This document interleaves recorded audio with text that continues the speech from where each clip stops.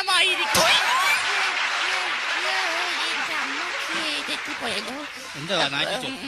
വേദിയിൽ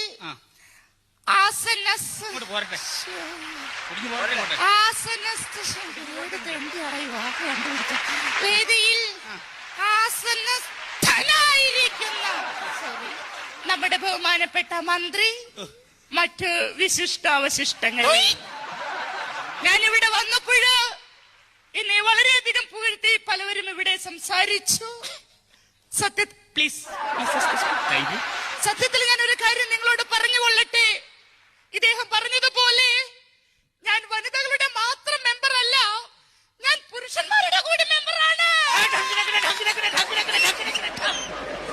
ബഹുമാനപ്പെട്ട മന്ത്രിയുടെ സാന്നിധ്യത്തിൽ എനിക്ക് അദ്ദേഹത്തോട് ഒരു പരാതി ബോധിപ്പിക്കുവാനുണ്ട്.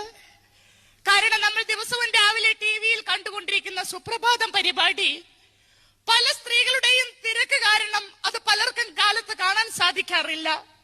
ദയവ് ചെയ്ത് ബഹുമാനപ്പെട്ട മന്ത്രി ഇടപെട്ടുകൊണ്ട് ആ സുപ്രഭാതം പരിപാടി വൈകിട്ടത്തേക്ക് ആക്കി തരണമെന്ന് ബഹുമാനപ്പെട്ട മന്ത്രിയോട് ഞാൻ അപേക്ഷിക്കുകയാണ്.